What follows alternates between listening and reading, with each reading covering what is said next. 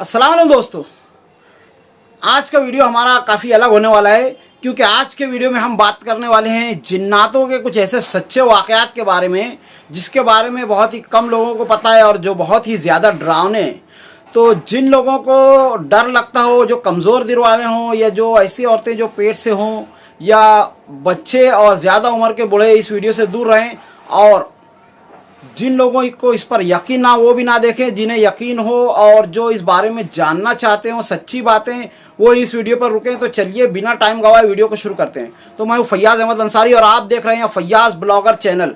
और जैसा कि पिछली वीडियो में हमने बहुत ही ज़्यादा लोगों के कमेंट्स और फरमाइश पर चिड़ैलों के वाक़यात के बारे में बात की थी और चुड़ैलें कैसे बनती हैं इस बारे में वीडियो बनाया था। तो जिन लोगों ने इस वीडियो को नहीं देखा है, मैं वीडियो का लिंक डिस्क्रिप्शन में डाल दूंगा, आप इस वीडियो को जाकर ज़रूर देखिए। बहुत ही मालूमाती और इंटरेस्टिंग वीडियो और सच्चे वाक़यात पर बनी है।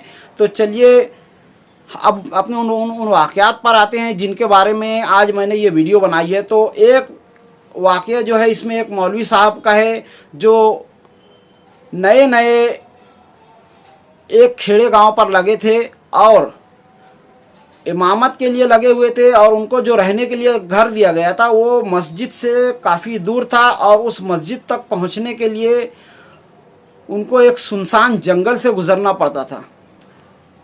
और इन जंगलों में भूत प्रेत और जिन्नात वगैरह के वाक़यात भी मशहूर थे, लेकिन मौलवी साहब जो है इस तरह की बातों पर ज़्यादा काम नहीं धरते थे, ज़्यादा ध्यान नहीं देते थे और इसी रास्ते से उनका रोज़ का आना जाना होता था। एक सुबह जब फजर के लिए मौलवी साहब जंगल से गुज़र रहे थे तो अचानक ही उनके रास्ते में एक सांप आ गया। मौलवी साहब देखकर काफ़ी घबरा गए और उनके हाथों में जो लाठी थी उस लाठी से उन्होंने उस सांप को कुचल कुचल कर मार डाला और उसके बाद पहले की तरह अपने रास्ते पर गए और मस्जिद में जाकर अजान दी, नमाज फजर वगैरह अदा की। और जब वो इसी रास्ते से दोबारा वापस आने लगे तो उन्हें रास्ते में कुछ लोग दिखाई दिए जो कि काफ़ी अजीब व गरीब तरह से दिख रहे थे। यानी उन्होंने पूरा का पूरा सफ़ेद कपड़ा पहना हुआ था और सर से पांव तक वो सफ़ेद बालों के थे और आम इंसानों से थोड़ा ऊंचे लग रहे थे। उन्होंने कहा, मौलवी साहब हमारे लड़के की नमाज जनाजा अदा करना है, ज़रा आप चल करके नमाज जनाजा पढ़ा दीजिए। इतने सुनसान जंगल में इस तरह से कुछ लोगों का खड़े होकर मौलवी साहब का इंतज़ार करना मौलवी साहब को काफ़ी अजीब लगा और काफ़ी डरावना सा माहौल लग रहा था। पर मौलवी साहब जो है काफ़ी हिम्मत वाले थे और नमाज जनाजा अदा करना उनके लिए कोई नई बात नहीं थी, तो वो उनके साथ चल पड़े। उनके पीछे पीछे चलते हुए उन्हें थोड़ा एहसास हो रहा था कुछ अजीब तरीके क़ुव्वतों का, पर उन्होंने इस पर ध्यान नहीं दिया और उनके साथ साथ वो पहुंच गए उस जगह पर जहां पर वो लाश यानी वो मैयत रखी हुई थी और वहां पर उनके अहले खाना वगैरह थे। देखने वाली बात ये थी कि जितने भी लोग थे सब के सब सफ़ेद लिबास में थे, औरतें हों या मर्द हो, और सब के सब खामोश खड़े हुए थे। और सबसे ज़्यादा गौर करने वाली बात यह थी कि उनमें से किसी की भी कोई की भी पलक झपक नहीं रही थी। मौलवी साहब ने देखा, उन्हें काफ़ी अजीब सा एहसास हुआ और उसके बाद उन्होंने बदस्तूर आम जैसे लोगों की नमाज जनाजा पढ़ाती है उस बच्चे की नमाज जनाजा अदा करवा दी। नमाज जनाजा पढ़ने के बाद मौलवी साहब ने उन लोगों से पूछा कि इतने छोटे से बच्चे की मैयत कैसे हो गई है, ज़रा मुझे बताएंगे आप। तब उन्होंने कहा कि ये बच्चा मरा नहीं है, उसका कत्ल किया गया है। मौलवी साहब हैरत में पड़ गए और कहा कि इतने छोटे से मासूम बच्चे को भला कौन मार सकता है, कौन इतना बेदर्द हो सकता है। तब उनमें से एक शख्स ने घूर कर मौलाना को देखते हुए कहा, आप मौलाना, आपने इस बच्चे को मारा है। मौलवी साहब, आपने हमारे बच्चे को कत्ल किया है। जब आप आज फजर की नमाज के लिए जा रहे थे तो आपको हमारा बच्चा खेलते हुए आपके सामने आ गया और आपने लाठी से मार मार कर उसे मार डाला। मौलवी साहब काफ़ी हैरान और डर गए थे उन्होंने पिछला फजर से पहले का वाक़या याद किया कि हाँ, एक सांप उनके रास्ते में आया था, जिन्हें उन्होंने लाठी से मार मार कर मार डाला। तब मौलवी साहब को काफ़ी बातें समझ में आ गई। उन्होंने डर कर कहा कि क्या आप लोग जिन हो, और क्या ये बच्चा जिन था जो सांप की शक्ल में मेरे सामने आया था? तो उन्होंने कहा, हाँ मौलवी साहब, ये बच्चा एक जिन का बच्चा था, जो सांप की शक्ल में खेलते हुए आपके सामने आ गया था। आपका काम ये था कि पहले 1 बार या 3 बार वार्निंग देते और उसके बाद जो है आप ये कहते कि उस पर किसी तरह की नुकसान पहुंचाते। आपने ऐसा नहीं कहा। यानी अगर कोई जिन सांप की शक्ल में आपके पास आता है और आपको ये शक होता है कि ये जिन भी हो सकता है, तो आपको पहले 3 बार ये कहना चाहिए ऐसी सुनसान जगहों पर कि अगर तो कोई जिन है या अल्लाह की कोई मखलूक है तो अल्लाह के वास्ते यहाँ से चला जा। 3 बार ये कहने के बाद अगर वो सांप वगैरह आपके रास्ते से नहीं हटता है तो आपको ये हक है कि आप उसे मार सकते हैं। तो उसके बाद जो है उस जिन ने उस मौलाना को ये बद्दुआ दी कि आपके ख़ानदान में भी अगर कोई बच्चा होगा तो वो भी ज़्यादा उम्र नहीं जिएगा, वो भी मर जाएगा। और उसके बाद वो जिन वहाँ से गायब हो गए। कहने वाले ये कहते हैं कि उसके बाद से मौलाना के ख़ानदान में 1-2 बच्चे ऐसे हुए जिनका इंतकाल हो गया, और उसके बाद जो है मौलाना ने कुछ रूहानी अमलियात वगैरह के लोगों से ताल्लुक़ कायम किया और उन्होंने उन पर कुछ ऐसी आयात वगैरह दम की कि जिसके बाद से इस तरह के वाक़यात होना बंद हो गए। अब दूसरा वाक़या जो है एक बूढ़ी औरत का वाक़या है जो अकेले रहा करती थी। ये भी एक सच्चा वाक़या और हमारे इस शहर मालेगांव का वाक़या है। एक बूढ़ी औरत जो है अकेले रहा करती थी, उसके औलाद वगैरह कोई थी नहीं और उसके जो बच्चे थे वो अलग हो चुके थे। उसे इसी तरह से बेयार व मददगार छोड़ दिया करते थे। महल्ले के कुछ लोग जो है उस बूढ़ी औरत की कुछ मदद कर दिया करते थे। इसी तरह से उसका गुज़र बसर हुआ करता था। और चूँकि पहले बस्तियाँ वगैरह कम थी, हर एक घर एक दूसरे से काफ़ी फासले पर थे। एक मर्तबा रात के करीब 3 बजे के आसपास बूढ़ी औरत का दरवाज़ा किसी ने खटखटाया। बूढ़ी औरत ने जब दरवाज़ा खोल कर देखा तो एक मर्द सफ़ेद लिबास में खड़ा हुआ था जो काफ़ी डरावना सा लग रहा था। उसके सर के बाल, दाढ़ी के बाल सब सफ़ेद थे और उसकी आंखें भी काफ़ी अजीब थी। काफ़ी ऊंचा और लंबा सा मर्द था। उसने कहा, माँ जी, अम्मा जी, ज़रा सुनिए, मेरी बीवी हमल से है और उसको काफ़ी तकलीफ़ हो रही है और आसपास मदद के लिए कोई नहीं है, तो मैं चाहता हूँ कि आप चल कर के एक दाई की हैसियत से उसकी जचकी करा दें, आपकी बहुत मेहरबानी होगी। बूढ़ी औरत ने कहा, चलो ठीक है, मैं आती हूँ। और उसने अपने घर में कुछ सामान वगैरह जो लग सकते थे एक बच्चे की विलादत के लिए, उसको ले करके चल पड़ी। क्योंकि वो पहले की औरतें जो थी इस तरह की मालूमात रखती थी। हर कोई औरत जो है दाई का काम अल्लाह के लिए बखूबी अंजाम दे दिया करती थी। तो वो बूढ़ी औरत उस शख्स के साथ चल पड़ी। काफ़ी देर तक चलने के बाद भी उसका घर नहीं आ रहा था। बूढ़ी औरत को काफ़ी हैरत हुई और वो डर सी भी गई थी क्योंकि ये एक अजीब सा वाक़या उसके साथ हो रहा था। हालांकि जचकी के जो मामलात हैं आम तौर से आधी रात को ही बूढ़ी औरत के पास आया करते थे, तो वो इसके लिए आम बात थी। पर उस आदमी का कद काठी और उसका चलना बोलने का अंदाज़ काफ़ी अलग था, इंसानों जैसा बिल्कुल नहीं लग रहा था। तो उन्होंने फिर दोबारा से पूछा कि बेटा तू कहाँ लेकर जा रहा है, यहाँ पर तो मैंने आज तक कोई घर देखा नहीं है। तो उसने कहा, अम्मा जी बस थोड़ी दूर और है, थोड़ी दूर और। इस तरह से करते करते वो लोग काफ़ी दूर आ गए। उसके बाद जो है एक पेड़ के नीचे उस जाकर वो शख्स रुक गया और कहा कि यही हमारा घर है। तो बूढ़ी औरत ने कहा, यहाँ पर कहाँ पर कोई घर है? तो उसने एक छोटे से सुराख की तरफ इशारा किया जो कि किसी सांप का बिल लग रहा था। कहा कि यही मेरा घर है। तो ये बूढ़ी औरत काफ़ी हद तक डर गई। पूछा कि बेटा तुम कोई जिन तो नहीं हो? तो उसने कहा, हाँ अम्मा जी, मैं एक जिन हूँ और मेरी बीवी भी एक जिन है और हम दोनों ही यहीं पर रहते हैं, अकेले रहते हैं, अपनी बिरादरी से काफ़ी दूर रहते हैं और यहाँ पर इस वक्त मेरी मदद करने वाला कोई नहीं है, तो अल्लाह के वास्ते आप हमारी मदद कर दें।